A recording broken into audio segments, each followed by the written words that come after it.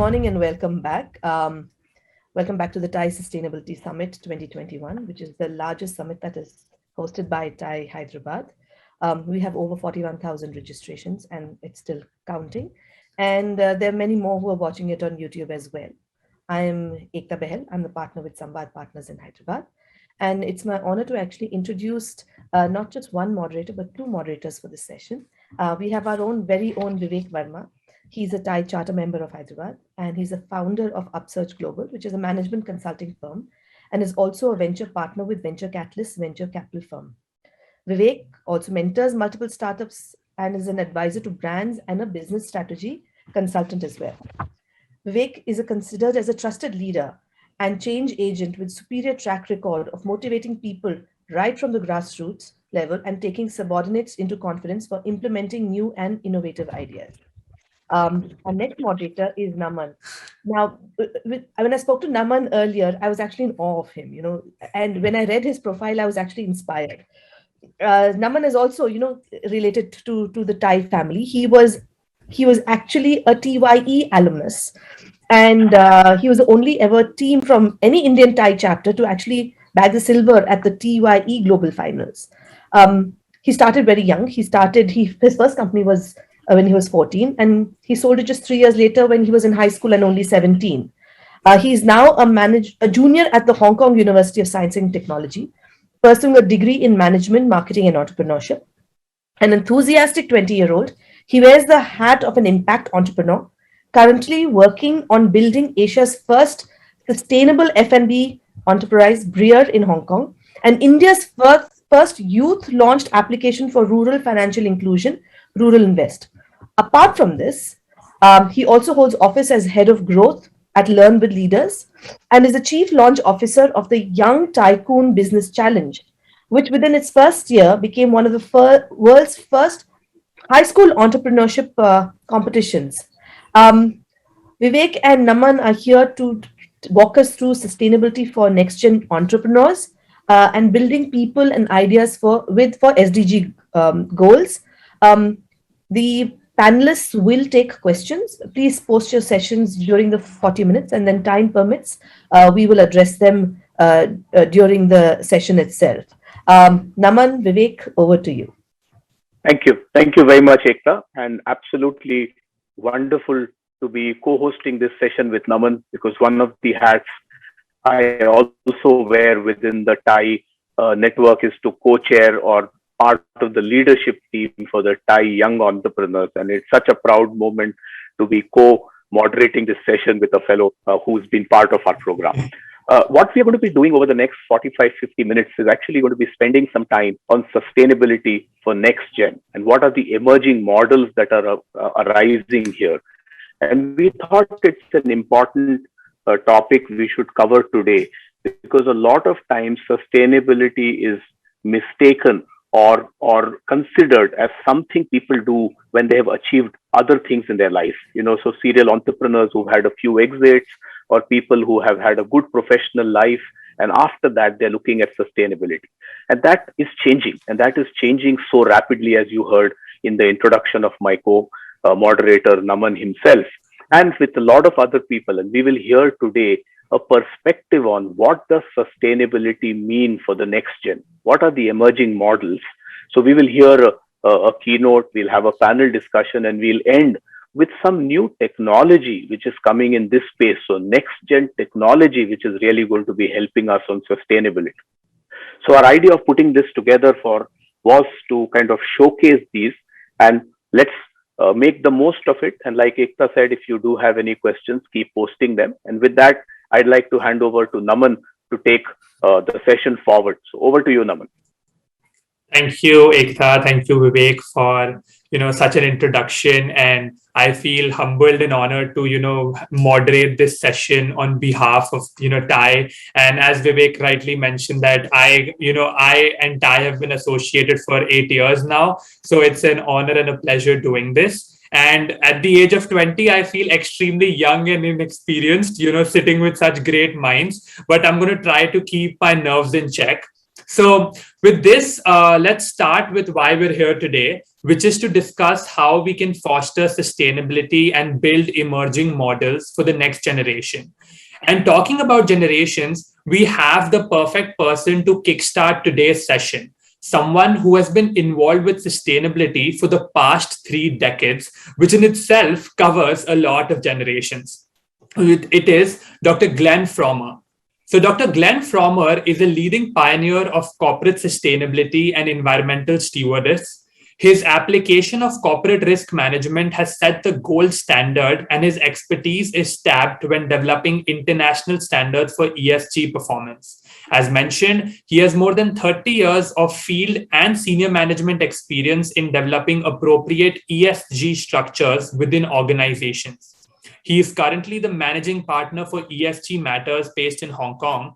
And prior to this, he has held senior executive positions with the Mass Transit Railway Corporation, YPAC Engineers and Scientists, and DAMPA. His extensive cross-sector and cross-industrial experience extends throughout the international arena, specifically in Europe and Asia Pacific. While Dr. Frommer could not join us live today, we decided to make use of the digital era ushered in by COVID, and thus he has pre-recorded his keynote address for us, which will be shared with us now.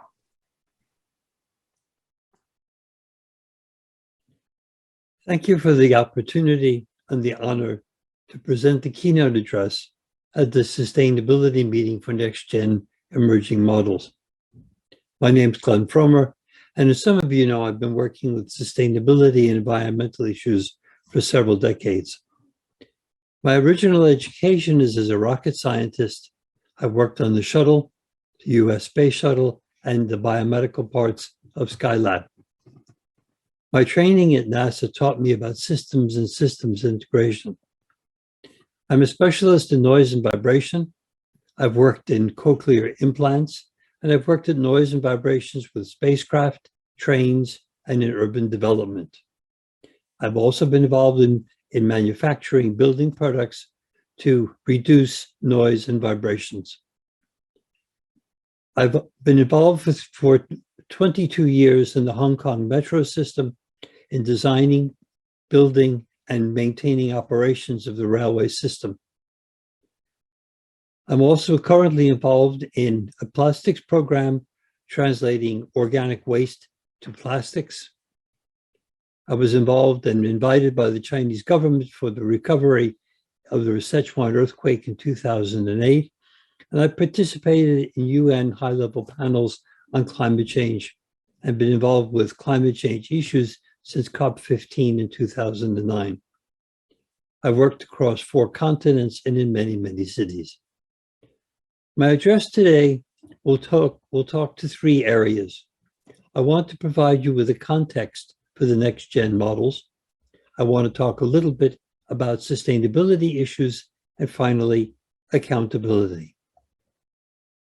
The best overlying comment I've seen about context was given by Donald Rumsfeld, the previous Secretary for the Defense in the United States. He spoke of risks and opportunities being the known knowns, the known unknowns, and the unknown unknowns. Now we know about known knowns. There are issues with ourselves, professions, and our families.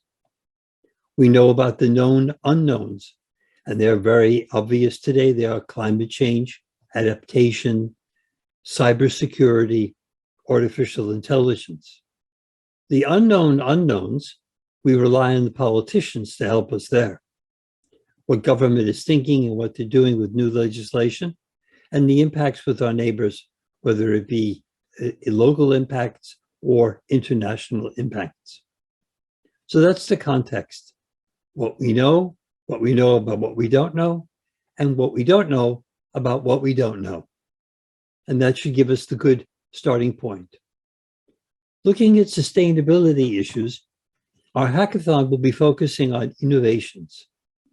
Innovations in agriculture, energy, water, circular economy and recycling, and the UN SDGs, Sustainable Development Goals. There are certainly a multitude of challenges facing us, in particular, food waste, food transportation, minimizing the waste that we get in getting from the field to the markets. On the climate change side, we have the carbon emissions, the adaptation to much higher temperatures, flooding, drought, misplaced timing of monsoons, and then the mitigation. How do we reduce our carbon emissions? And how do we do this within an environment where we want to have gender, diversity, inclusion, and equity? Because inequality and stopping opportunities between groups of people is going to give us more friction and will not lead us to sustainable development. Now, a lot of the work that we do within hackathons focuses on Bitcoins, cryptocurrencies, and we know that the carbon footprint for Bitcoin, the mining of Bitcoin itself, is way, way too large. We need much more efficient services in how we deal with Bitcoin cryptocurrencies. And this is directly related to digital ledger technology.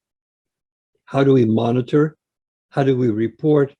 How do we verify the initiatives that we're putting in place for agriculture, energy, water, circular economy, and the like?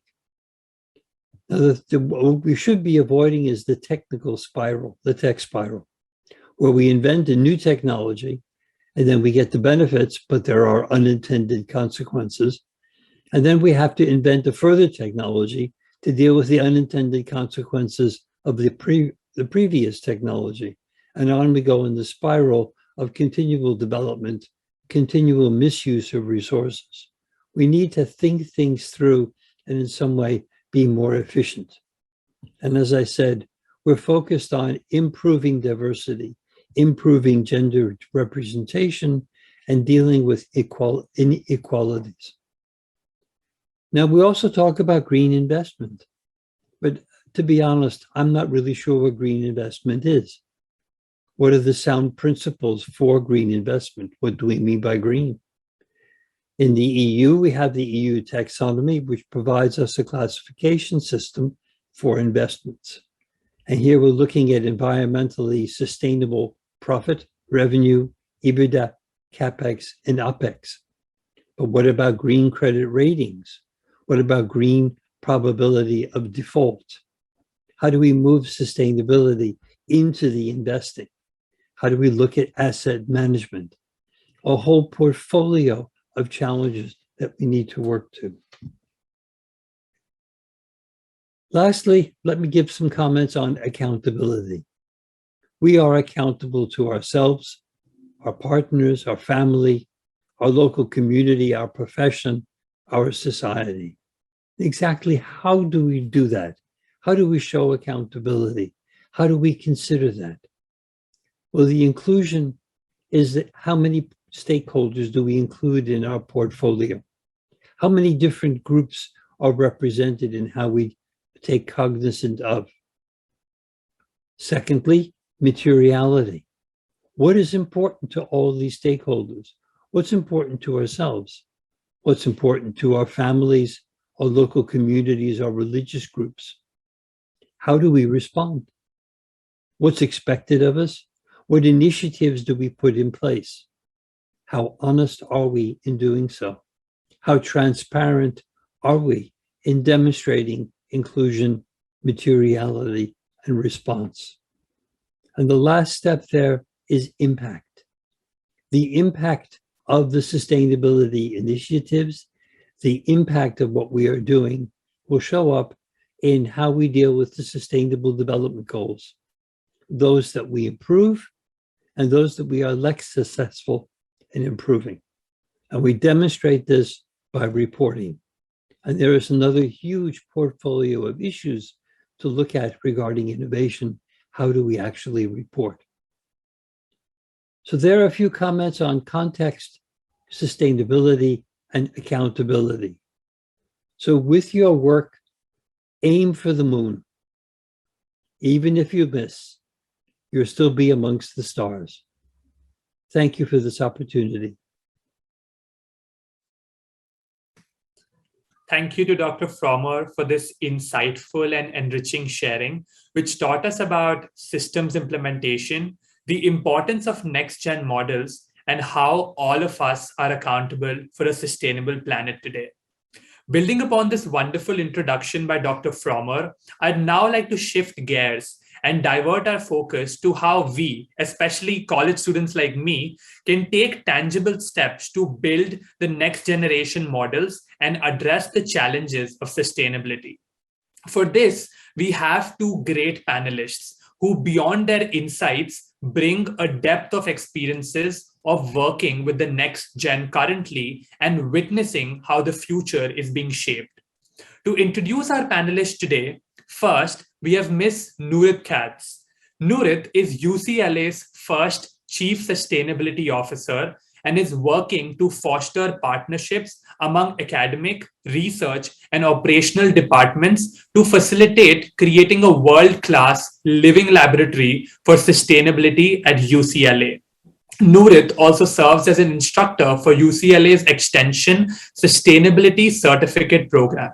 Before starting as the Chief Sustainability Officer, she founded the UCLA GSA Sustainable Resource Center to provide resources for the community on sustainability. And prior to that, she worked in environmental and outdoor education in a variety of roles, including for the LA County Department of Parks and Recreation and the AmeriCorps Garden Education Program. Welcome, Nurit. It is an honor to have you with us today. Thank you so much. Really excited to be here and glad to meet everyone. Thank you so much. Next, we have Professor Colin Ong. Dr. Ong is a consulting associate professor and an adjunct professor at Stanford University, where he is the principal executive director of the Stanford Environmental and Water Studies Summer Program and the founder and director of the Youth Creativity, Innovation, and Sustainable Leadership Program of the Center for Sustainable Development and Global Competitiveness. Dr. Ong is a recipient of the Joseph G. Professor Fellowship by the University of California Water Resources Center, for which he conducted field and lab research into trace element occlusion by evaporites in hypersaline agriculture evaporation ponds. Beyond which, he was on the worldwide support specialist teams at Handspring, the leading innovator in handheld devices, and also led the in-residence and distance learning components for the Singapore-Stanford Partnership Program as Technical Program Manager. Welcome, Professor Colin Ong. It is an honor to have you with us today. Thanks, Naman. I'm looking forward to sharing some ideas and exchanging thoughts, and hopefully we find useful things to share with others. Thank you. Awesome. So I think God's been too gracious in me today that I'm moderating a panel discussion with two sustainability greats as a young sustainability entrepreneur. And as I mentioned, that it is an honor to be moderating this discussion. So without further ado, let me dive straight into my first question for today. So both of you work at top universities. Nurit is at UCLA and Dr. Ong is at Stanford, where you are not only teaching but implementing sustainability. But if we were to dial back in time, do you actually recall what was your first tryst with the subject of sustainability, or like what sparked your interest in sustainability? Nurit, how about you? That's a good question. I had a passion for environment from a very young age. I ended up organizing my 6th grade class, I think, to adopt an acre of rainforest. But the broader understanding of sustainability for me didn't come until college. And I sort of started to see a more systems perspective and how all of these things fit together. And that led me to go towards a path of sort of policy and management to try and address the kind of issues that I cared about. What about Professor Ong? For me, I remember really young, one of my favorite subjects in school was geography and being introduced to crop rotation. To me, crop rotation is the classic example of sustainability. It not only as a practice, but also in changing human behavior. And I think that's the issue we have today, is changing human behavior.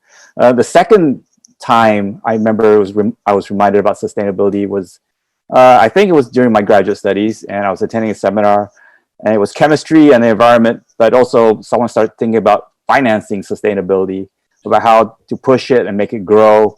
And that sparked more interest in it as well, trying to, I guess, find incentives for more sustainability.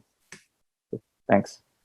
Amazing. So we can see that both of you actually had, a similar time in terms of, when you were actually sparked about sustainability, which was about, when you were in college. So my next question actually addresses that, for students like me who are still in university, like from the last generation to this generation, we have witnessed a larger interest towards the subject.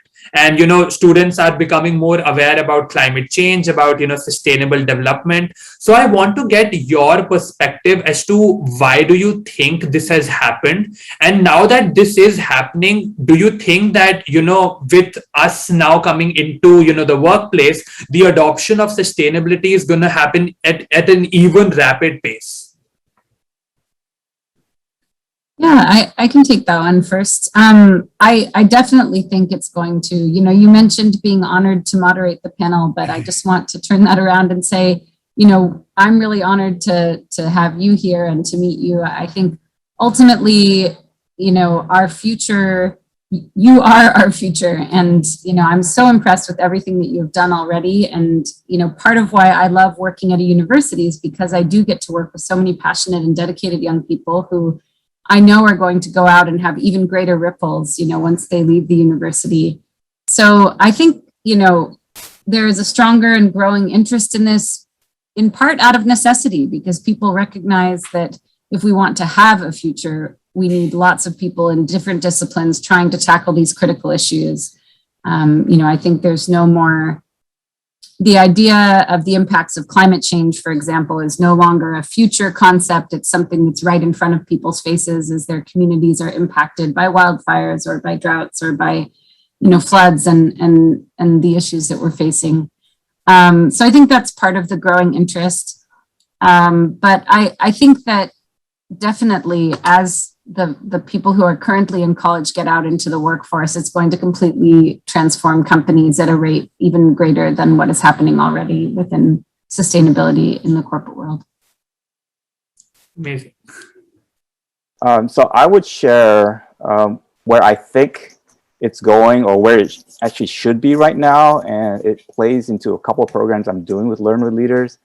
I believe sustainability actually needs to be a core part of secondary, perhaps even primary education. And I don't think much thought's been given to that. I mean, there's been discussion of STEM and now STEAM coursework, but I think sustainability, adding another S to that group is critical. I think culturally, I came across this, I would say 10 years ago or something, and I won't mention the country, but the reaction is why efforts in sustainability can't move forward in the community is because education doesn't pay much attention to it.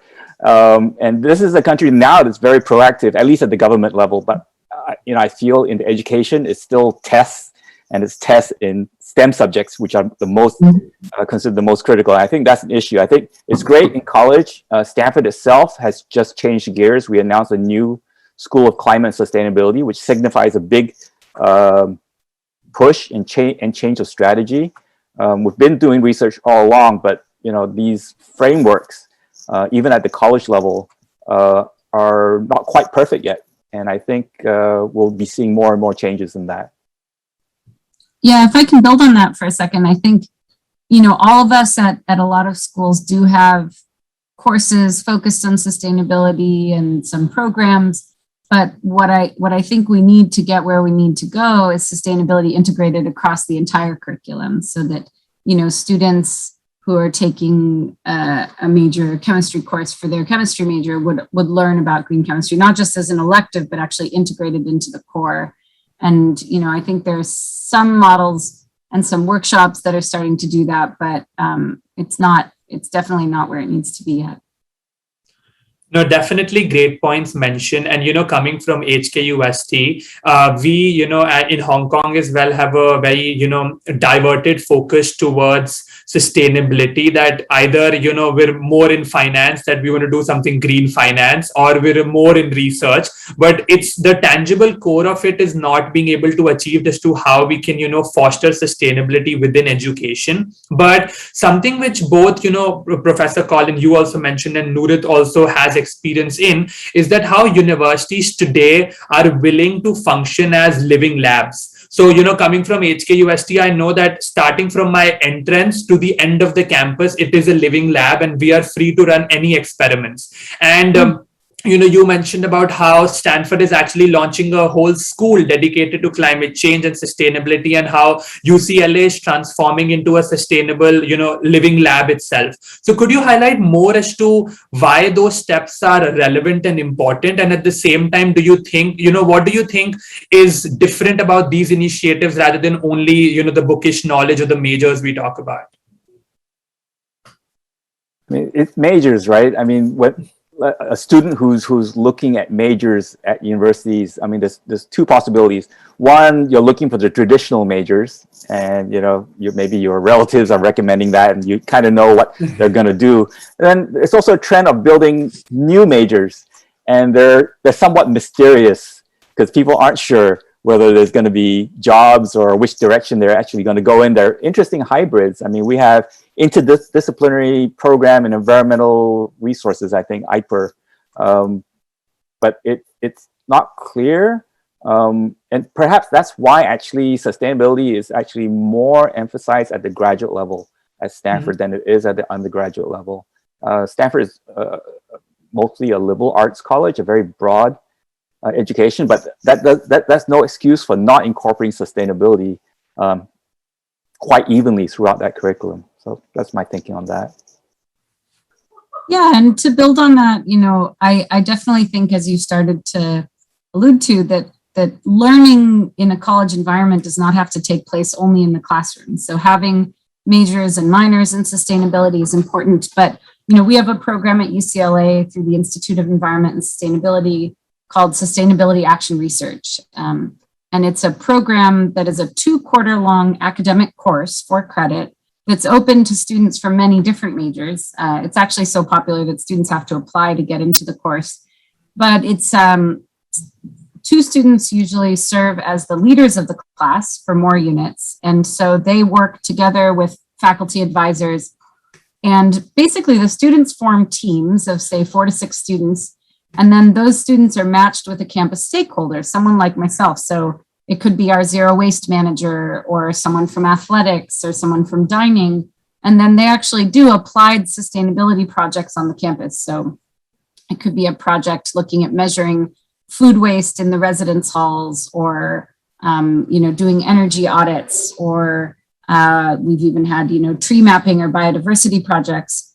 And so in this way, the students are actually contributing towards, making recommendations that often do get implemented and transforming the campus itself, while also getting really valuable experience that our alumni say was sort of one of their most powerful experiences in terms of careers, because they're doing all this kind of project-based, almost like consulting work. So that program is a great example of that kind of integration of, academics and operations into this broader learning environment.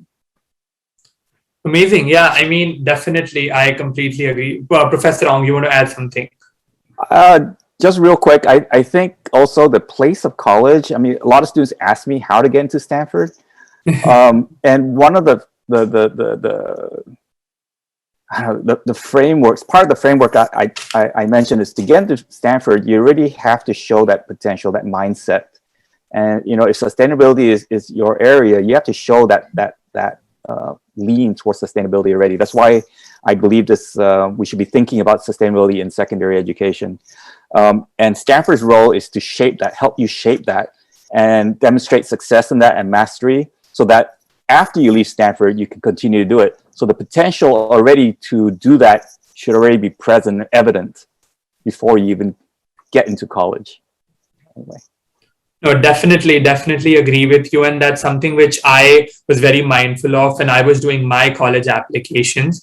But, if I were to ask a question which is actually on a contrary mindset, that, we think about how sustainability is about collaboration, but there's also this opposing thought that, what can one single person do, or what can an individual, or how can, somebody so young like me can, contribute to sustainability or climate change, which in my opinion is a very non-collaborative mindset, because I feel the great value is achieved by collaboration. So do you have any experiences, or do you have any thoughts about how we can tackle this mindset which actually bogs people of my generation to actually go out and implement initiatives to tackle the challenge of sustainability?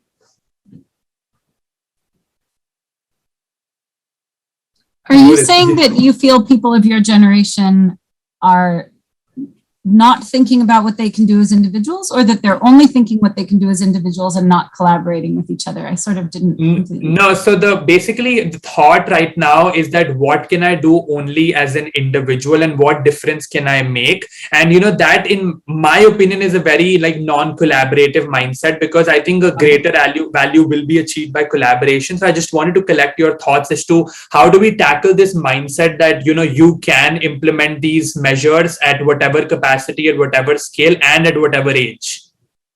Yeah, I feel very much the same way. I think a lot of the messaging around sustainability sometimes focuses only on the individual's role as a consumer.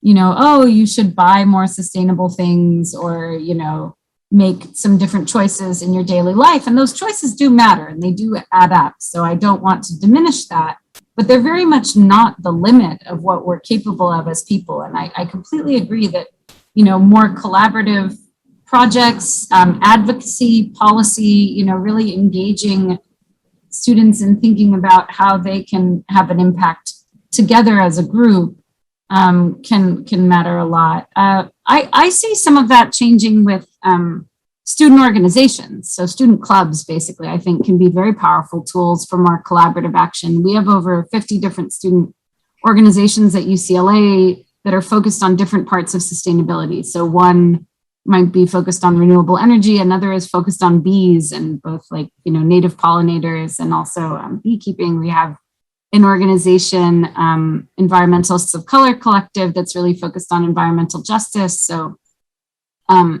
I think the kind of work that students do in those types of collaborative leadership kind of situations can really help to build that culture and help people understand that their impact is even greater when they get together. Yeah, completely agree with you. So Naman, when you talk about collaboration, I guess I don't have the exact picture. Whether you're saying sometimes you prefer being an individual. You might be comfortable with your individuality, which is fine. I think it's fine. It's like introvert versus extrovert, that kind of thing. But sometimes you have to be on the other side. So I imagine sometimes you do collaborate. I hope you're happy when you're collaborating and you're pleased with doing that collaboration.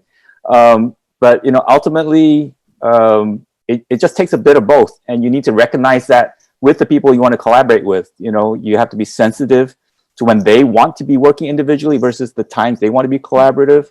Maybe secretive even, I don't know. But there are a lot of supportive things you can do, which are, how do you put it, supplementary to assist each other in reaching your individual goals as well. So that might be still a time of collaboration, even though you're not working directly on the idea that you have. But supporting each other, I think we undervalue support networks still these days. And I think there could be more emphasis placed on that. No, I completely agree with both of you. And, actually a point which Nurit mentioned about how, universities and university clubs are becoming, feeding grounds for, students to collaborate together and launch these next gen emerging models. So both of you, work with some of the most enterprising students. And, I speak from personal experience as to how, the environment at HKUST, provided me the right launching pad for launching Breer, and how we were able to recognize this problem of bread waste in Hong Kong, and just helping us with research of how we can convert bread waste into beer, and from start to finish they were us with us in the journey. So do you have any, like, because we have a lot of young listeners today, probably people of my age, do you have any specific models which you'd like to share from your personal experiences, which left you mesmerized that, okay, man, this is innovation, this is something which students are doing at this young age, and I am particularly very impressed? So, like, do you have any inspiring models which I can take inspiration from, as well as our viewers?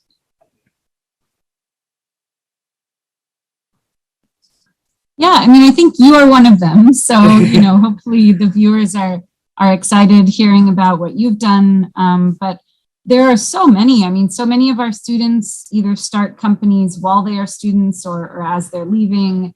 I know one young alum who has started a company making products out of coffee grounds. That's another sort of waste equals, feed for another system type of program. Another student who has created kind of a vertical wall, like plant-based system that's pretty neat. So lots of really, really great innovations. I think while individual stories and innovations are helpful to inspire, I think the overall message I would leave people who are watching this with is, be creative and don't be afraid to try things while you're still in school. You don't have to wait till you graduate. And really, reach out to faculty and staff. They can be such a great resource and mentors for you and help you kind of navigate. That's part of what my office does, is like students come to us and they say, we want to have an apiary and put bees on top of the roof of the life sciences building. And, my deputy CSO, Bonnie, helped students kind of navigate the fire marshal and environment, health and safety, and all the different approvals that you need. And similarly, we have another student team who wants to build an aquaponics system on campus. So, staff and faculty can really help you make those dreams a reality and are very much there to support you and what you want to create. Our programs within the University of California, all of our major goals like carbon neutrality by 2025 and green building policies, et cetera, it all started with student advocacy. It started with students coming to staff and saying, we need to do this. And then them working together to create the committees and the policy, And so all of that can come out of, students really raising their voices and being creative. And so I hope that you will do the same in all of your schools, and, connect with each other as well to share best practices. For me, just jumping to what I know at Stanford. I know, at least in my department, a lot of the research we do, Stanford, like I mentioned, is heavily on the research side, but it's fundamental research. A lot of the research in my department is bench scale research, and sometimes we get to do field scale research. About 8-10 years ago, we started pilot scale research, where students could actually prove that bench scale research could scale up. And we find that this helps, because it mitigates the risk perceived by municipal and other organizations that may want to implement your research or your new technologies or things like that. But incubators, accelerators, those are all words being used at Stanford now, but it's still very early in that process. So I think universities, if they can get more into that, we have entrepreneurship programs and we have, private industry people coming in, but it's still not really in the DNA, so to speak. And I believe that's coming. Amazing. So thank you so much for, both of your answers. And in the respect of time, I'll just ask my last question, which is not more of a question, but, we have a lot of viewers today of different age and demography. So if you were to leave, the next gen audience with one last piece of advice for them to become curious about sustainability and for them to launch these emerging models on their own, what would it be?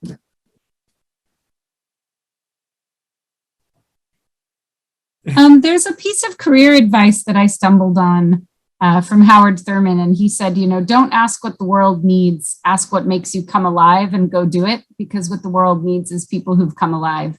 There are no shortage of interesting problems to solve. And so I would definitely encourage students to follow their passion. Like, what are the questions that are keeping you up at night? Are you thinking about plastics in the ocean or resiliency or environmental justice? And pursue those questions, pursue that passion. And there are so many different ways to have an impact. And it's not all through science, engineering, or business. We also have a new center at UCLA called LENS, which is the Laboratory for Environmental Narrative Strategies. We need storytellers, we need artists, we need everybody working towards sustainability. So, pursue your passion, chase those questions that are keeping you up, and I look forward to seeing what you create. Actually, that's perfect, Nurit.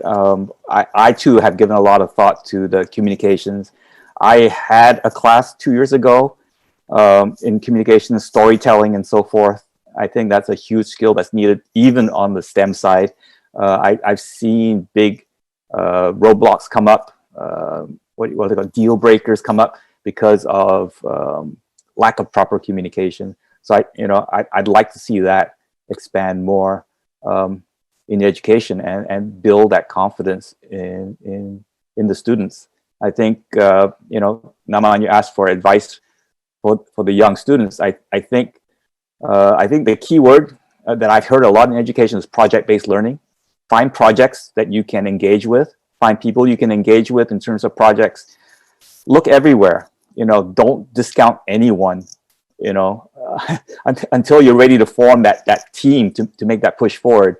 Don't discount anyone. Networking's been a big word for a long time, but actual getting to know somebody and trusting that person is huge. And I think takes hard work. I'll leave with a quote from one of my favorite TED Talks that I use in my workshop. It's a paraphrase: simple but not easy.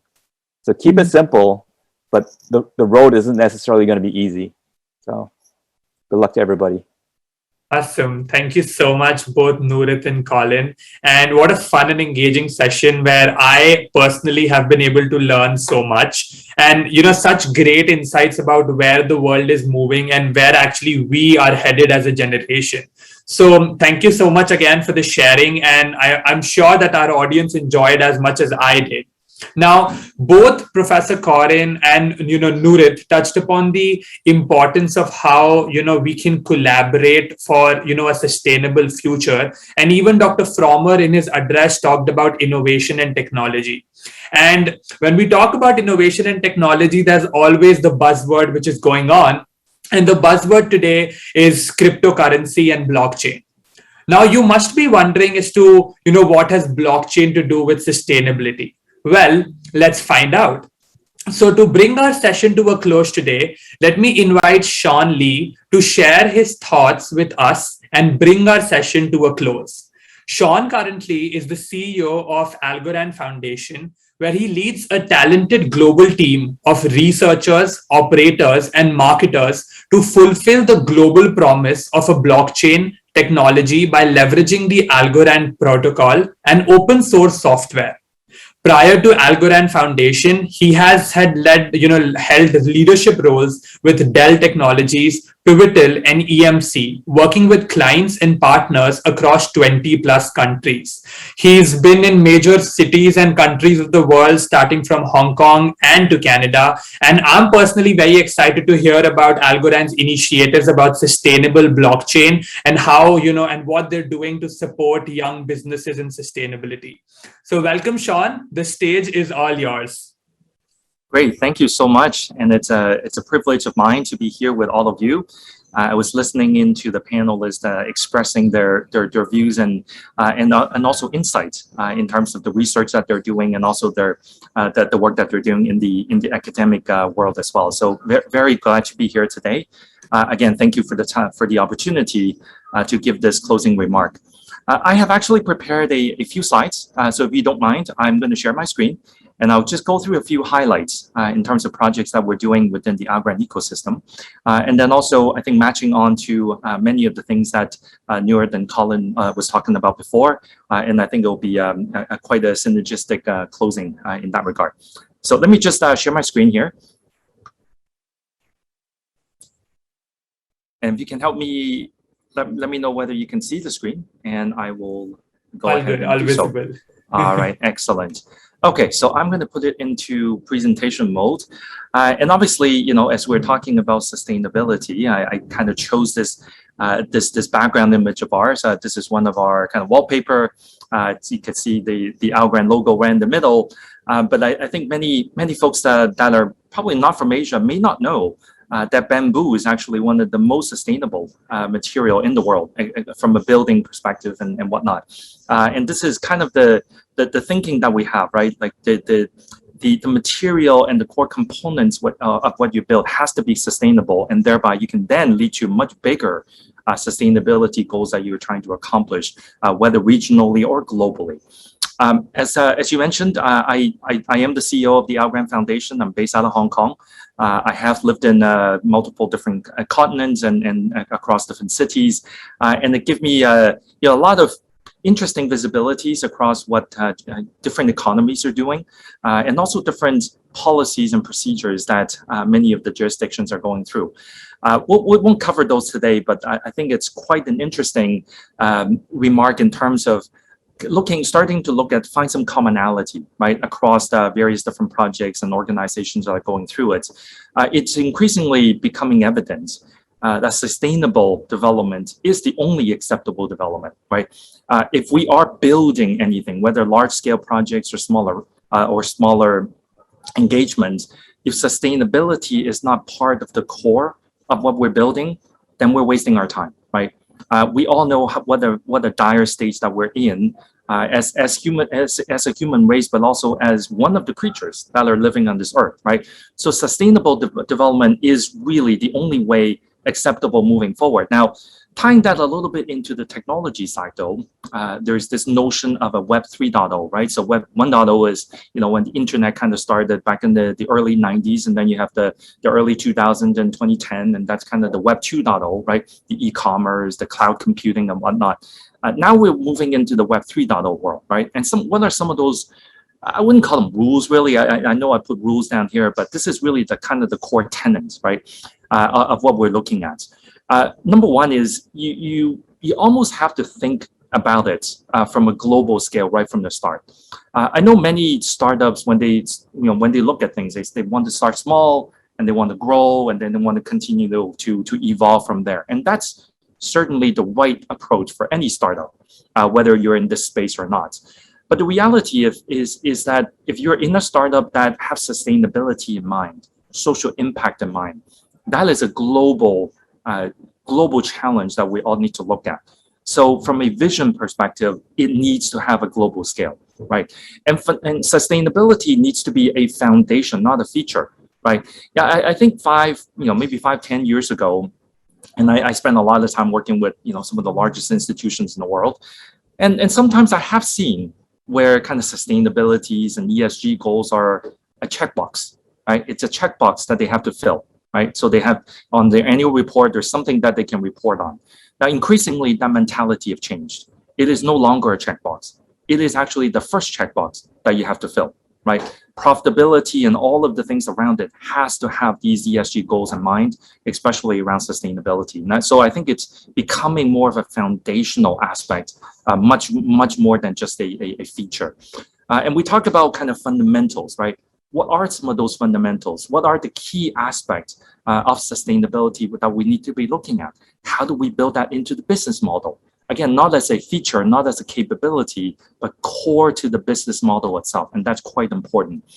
Number 4 here is actually quite interesting. And I think it goes right into what Colin and Nurit was talking about just a few minutes ago, right?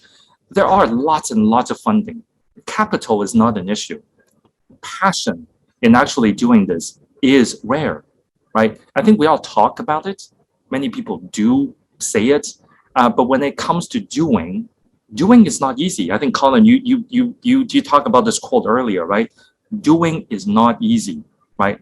But if you don't have that passion to do, you will never get there. And this is part of the journey that we all need to be on. And I think this point number 4 is quite important.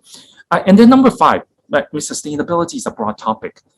You do need to find a community, find an angle, find a topic that you have passion in, that you have some visibility in, that you can form partnerships in, and that's going to be the ultimate success that you can measure yourself on. So I wanted to kind of leave these 5 core tenets, rules, right, in terms of this newer age of technological development, especially around things like blockchain, AI, cryptocurrencies, and all of these new things that we're all hearing about. I think all of them are quite relevant in terms of the thinking and the mentality. Now, just a quick note about the Algorand protocol and the Algorand Foundation. Obviously, this is not a session to kind of explain and go into details. But if there are 4 things that you should know about the Algorand protocol, these are the 4 things, right? We were designed from day one to be carbon neutral. If you look, I have a slide later on that kind of explain and compare it to some of the more common protocols out there, and you see how that is so. It is also exceptionally fast, and I gave some statistics over here. Near zero transaction costs, and also we don't fork, right? In blockchain terminology, that means you have no duplicates, right? Everything that's living on a public blockchain is transparent.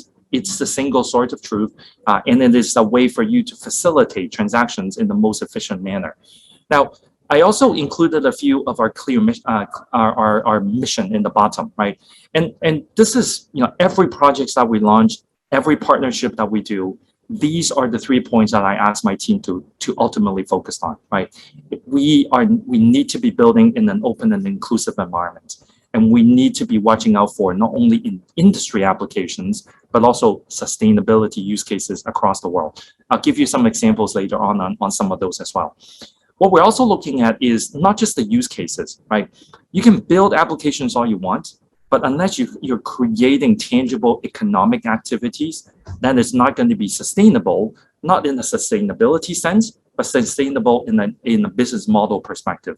So blockchain and cryptocurrency give you a way to actually do that, but you have to do it in the right way. And we'll talk about that in a bit as well. And then the third point here, thankfully we had experts from UCLA and Stanford, on the panel here. We are working with world, academic and research partners, right? We're not just looking at it from a technology innovation perspective. We're also looking for bright ideas, right? What are some of these ideas that are 3, 5, 10 years down the road that we need to be starting on now, leveraging the foundational aspect that we have built, leaning towards that future world that we want to be living in. These are the missions that we have at the foundation. That's why most of the projects that we do, they're very conscious about what we are passionate about and what we're leaning towards in terms of forming these partnerships with us. Now, I mentioned I wanted to give you some statistics. If you look, at the 2 most prominent blockchain protocols out there, obviously everyone's heard of Bitcoin, and obviously Ethereum is a close number 2 in terms of usage. And if you look at the energy consumption, and this is as of April of earlier this year, you can basically tell the difference between these 2 most popular blockchains and also the Algorand blockchain. Ours, from an energy consumption perspective in terms of kilowatts per node, is basically minuscule, right? It's negligible. That's why it is carbon neutral from design, from day one. What does that mean? That means applications that are building on Algorand automatically inherit that carbon neutrality. In fact, they have opportunities to become carbon negative, right, via many of the applications and the way how carbon credits can potentially be facilitated and as an incentive mechanism on chain as well. So it gives a lot of incentive for our partners to say, well, building on Algorand, not only is it technically superior, it also have this very key component to it, which is by design from day one, it is already carbon neutral. So I wanted to kind of share that with the audience here as well. Now, what are some of the projects that we worked on? These are just an example of some of them, and I'll maybe highlight a couple of them just to give you an idea of what some of these are. On the top left-hand side, this is a company called Planet Watch. It is a company that was actually spun out from the CERN Institute in Europe. And essentially what they're doing here is creating a community of network monitors, network community members, where they're installing sensors within their home, within their backyard, and helping the network gather air quality data in a community-driven way, rather than a centralized way coming from the government. And if you think about why that is important, right? I think we're all starting to realize, while we live in a very centralized world, there are many things that are increasingly becoming more decentralized in terms of fairness and inclusivity. And having a network that are looking at environmental data sets, sharing that data set in a public blockchain in a transparent way by members that are all from all around the world, that creates an environment where these data sets, this information and these insights that are being gathered can actually become a lot more useful, rather than being centralized by an organization or by a particular government. I actually have one of these sensors here in Hong Kong. I installed it in my balcony, and I'm contributing to the network, just like many thousands of others that are already in the Planet Watch network as well. So that's a great example of what we're doing in that regard. The one in the middle, Gaia Chain, this is actually, many people talk about reforestation or deforestation, and this is what the project is all about. It is encouraging farmers in developing economies, right, or underprivileged communities, where they can help grow trees, monitor where things are, contribute to that, to reducing that carbon emission, while creating an incentive mechanism for the farmers to do so. This has both a sustainability angle in mind, but it's also got a financial inclusion angle in mind as well. And that's the project right in the middle in Gaia Chain.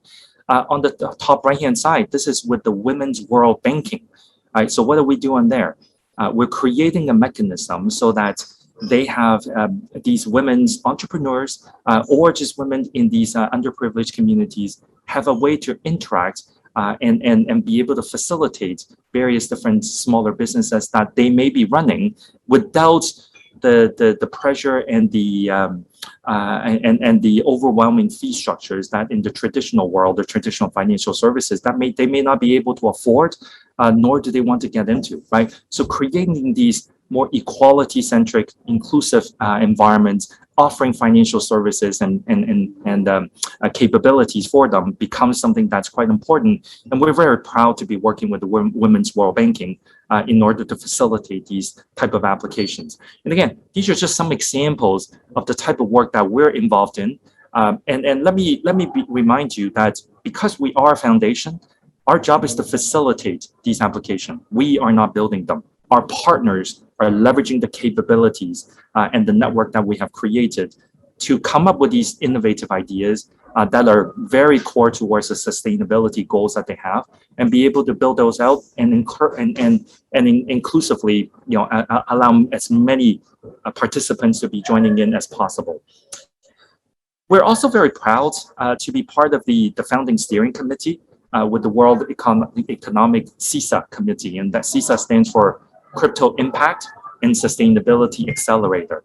I won't go through all the bullet points here, and you can certainly go into the website to take a look at it.